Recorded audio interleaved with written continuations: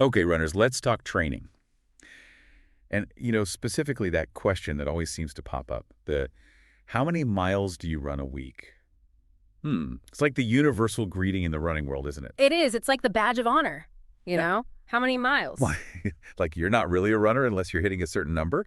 But we're diving into some research today that suggests that maybe, just maybe, we need to look beyond the mileage. Yeah, it's a pretty fascinating take. Yeah. In fact, the authors even call it, they call it the mileage love affair, and they suggest that maybe this focus on distance, it could actually be holding runners back. Okay, so mileage love affair. Hmm. I like that. Guilty as charged. But for those of us who maybe are a little too enamored with that number on our watch, break it down for us. Why is focusing only on mileage potentially a problem? Well, think about it this way. Imagine two different 10-kilometer runs. Yeah. One, you're totally fresh, well-rested, maybe even a little bit excited to get out there. The other 10K, you're dragging. Hmm. Maybe you didn't sleep well. Every step feels like you're running in quicksand. Ooh, I know that feeling. Same distance, right?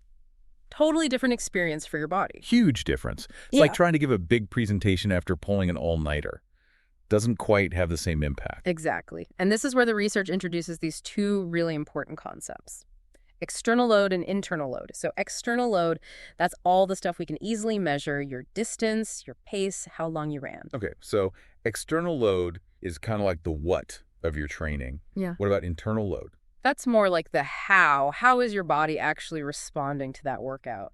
So think about your heart rate, your perceived exertion, even things like blood lactate levels, although those are a little harder to measure on a regular run unless you're really going all out. Right. Not exactly practical to be carrying around a mobile lab on my easy runs. But, just paying attention to how you're feeling, that's a great start. So essentially what we're saying is if you ignore internal load, you're ignoring like a really vital feedback system. Like your body's trying to tell you something, but you're just not listening. And eventually that little whisper, that, hey, maybe take a rest day, it turns into a shout. You get injured. Makes sense. Mm-hmm. So how do we get better at incorporating that internal load into the way that we train? Like what's a good first step? I think, honestly, it can be as simple as just bringing more awareness to your runs. How do your legs feel? What's your energy like? Are you having to push through fatigue? Or are you feeling strong and springy? That's your internal load right there, making itself known. So tuning into those sensations more. Huh. It sounds almost too simple, but I get it. It's easy to get caught up in chasing those external metrics. But your body has a lot to tell you if you just listen. And luckily, there are ways to get a little more objective about it, too. So tuning into our bodies.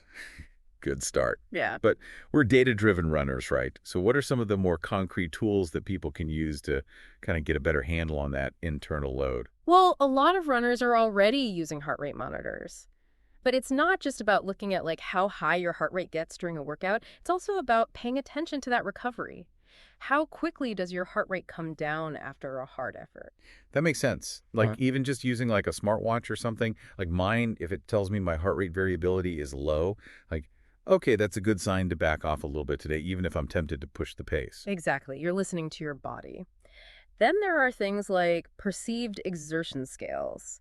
Now, I know that might seem kind of subjective, but the research actually shows that when people use them consistently, they can be surprisingly accurate. It's really just about learning to honestly rate how hard you're working. And when you put that together with that objective data, the heart rate, the pace, the distance, then we really start to build a much more well-rounded picture of what our training stress really is. Yeah, and what's really cool? The research even points to a bunch of emerging tech that could totally revolutionize the way we measure this stuff in the future. We're talking next level. Okay, I got to ask, because I am a total sucker for cool running tech. What's coming down the pipeline? So picture this. Wearable sensors, but way beyond what we have now. They're using these really sensitive systems to actually measure things like the impact forces going through your legs with every step, like tibial shock. They can even, get this, they can even start to estimate how much stress is on your Achilles tendon with every stride. Hold on. So instead of just how many miles I ran, I could potentially know how much stress those miles put on, say, my Achilles. Exactly. Now combine that biomechanical data with all those other metrics, we start to get like crazy personalized insights into training load.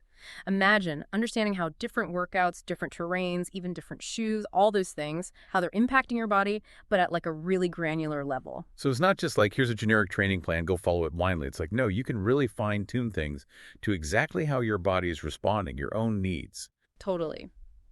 However, and this is important, the research is very clear that we are still in the early stages here. The tech is really promising, don't get me wrong, but we're still figuring out how to interpret all of this new data effectively, especially when it comes to something as complex as injury prediction. It's like we have this like super advanced heart rate monitor, but instead of just telling you how fast your heart is beating, it's giving you like all this information about like how efficiently your valves are working. But we need time to actually learn what all those new signals mean. What a great analogy. That's exactly it. We've got all this amazing data, and now we need to build the knowledge base to turn it into useful insights for runners, especially when you're talking about something as multifaceted as injury risk. So we've talked a lot about data, but when it comes to injury, that's where things get really, really real, right? Oh, absolutely. It's tempting to think like, okay, more training equals higher risk of injury, but the research really emphasizes how it's not that simple.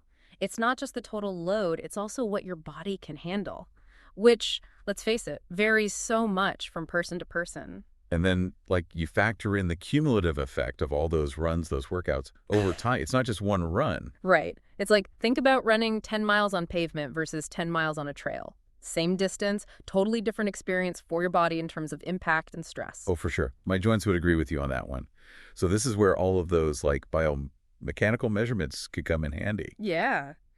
Because they could help us pick up on those little red flags early on. Maybe, when you get tired, your foot stripe changes just a little bit, or you switch to a different shoe and suddenly, boom, there's a huge spike in the impact forces. Having that kind of information, that could be huge for preventing those overuse injuries that plague so many runners. Almost like a personalized early warning system. I like that. Yeah, that's a great way to put it.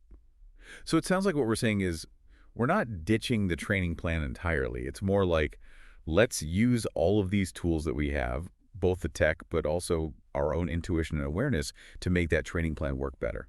100%. I think this research is really about empowering runners, giving them more information about how their training is really impacting their bodies so they can make smarter decisions. So it's not about chasing mileage, it's about chasing knowledge. I love that. Yes. You are not just a number on a spreadsheet. It's about recognizing how complex your body is and how much more there is to learn. So if our listeners take away one thing from this deep dive, what would you say it should be?